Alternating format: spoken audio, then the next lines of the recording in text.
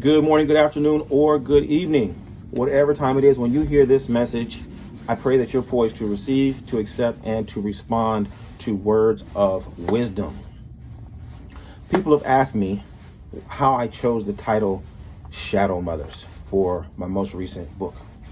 And I'll tell you, the Shadow Mothers is born out of the idea that the shadow, as it is defined by psychologists, provides a good framework for us to conceptualize the true nature of Awon, Iyami, Osoronga. Not that they're the same. It's not a question of their equivalent. The shadow is not Awon, Iyami. But if you understand the shadow as it is defined by psychologists, then it'll give you a better chance to appreciate and evaluate the nature of Awon, Iyami. What do I mean? The shadow is that part of the self that it is part of who you are, but you deny it, you repress it, you reject it, right? So to understand, you got the conscious mind, which is everything you know, everything you can think of, everything you can recall. You got the unconscious mind, which is everything that has sort of lapsed out of memory. You don't have access to it. You couldn't think of it if you had to, right? And then in between, you have the shadow. The shadow is, you're conscious of it. You know that it is. You know how you think. You know how you feel. You know what you want. You know what your tendencies are. But for whatever reason, you want to block yourself off from those things. You don't want to claim those things. You deny them, right? But everywhere you go, there they are. They're a part of you, like the shadow. Right? And so one of the ways in which we like to hide ourselves and try to escape from the shadow is by projection. Projection is where you have a feeling, you have a thought, you have an experience, you have a desire, you have a proclivity, but instead of owning it, you say that somebody else has it. Oh, I'm not mad. You're mad. Oh, I'm not scared. She's scared. Oh, I'm not anxious. They're anxious, right? Oh, I don't like that. He likes that, right? So these are the ways that we project, okay? And the reason why we project, to take it a step further, the reason why we project is because we're still coming out of our Christian hangover, wherein things are either angelic or they're demonic, right? It's either good or bad. Nobody wants to be bad. So you pretend to be good and you project all the bad onto somebody else, right? But as I like to say, the brighter the light, the darker the shadow. The more you pretend to be just all good and all angelic and all pure, the more you do that, the more you are intensifying your shadow.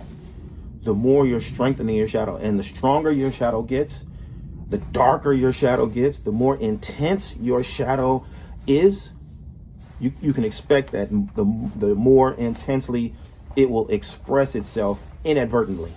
It's going to come out one way or the other, out of your control, and it's going to be so antisocial that you will not believe, just how out of control you are, right? But most people in today's society, in spite of wanting to project themselves as being moral, right? This is what one of the, what we see with the Iwakwele. Everybody has Iwakwele, right? This is a residue from our Christian hangover. Iwakwele. Ogun doesn't have Iwakwele. Obaluwaye does not have Iwakwele. Eshu does not have Iwakwele, right? They're not taking the moral high ground. They're not pure and innocent and good. No. Ogun is dangerous. But Ogun chooses to work toward bringing about the good condition. Eshu is dangerous. But Eshu chooses to work to bring about the good condition. They have integrated their shadow. Right? This is why, Carl Jung says, I would rather be whole than good. right? Ogun is whole. Eshu is whole. Obaluaye is whole. All the Orisha are whole. This is really why we love them. We just don't like to think about the fact that they have shadows. Or Batala has a shadow, or Romila has a shadow, or Shun has a shadow. All of the Orisha have a shadow. And they show us how to integrate that shadow. Right? Now, when we come to Awon Iyami is the embodiment of the shadow. Right? They're the embodiment of the shadow. It's they you understand, they don't do the same thing. They don't have the same function as the Orisha who integrate their shadow. We integrate them. We accept them as a part of the self, as a part of our consciousness, as a part of our expression. So you'll see in my book, Shadow Mothers, we go through, like I've said in other videos, Ori and Awon Iyami, Orisha and Awon Iyami, the king, the ordinary person, the vendor. We look at all of these different aspects of the civilization and their relationship to Awon Iyami and the ways in which Awon Iyami shows up as the shadow, and the different ways that all of these different entities have to integrate the shadow. Right? But you can't turn, right, in your effort to appear good, and in your effort to want to be moral and be blameless and innocent, you can't turn Awon Iyami into a fairy godmother any more than you can turn Ogun into, a harmless butterfly. Because Ogun is not harmless. Ogun is dangerous. But it's Ogun's conviction and his discipline to use his force to bring about the good condition that makes Ogun admirable and makes him true. Right?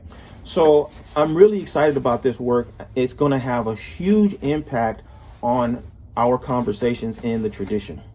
This is a work that's going to transform our understanding of who we are and what the resources that we have at our disposal truly are.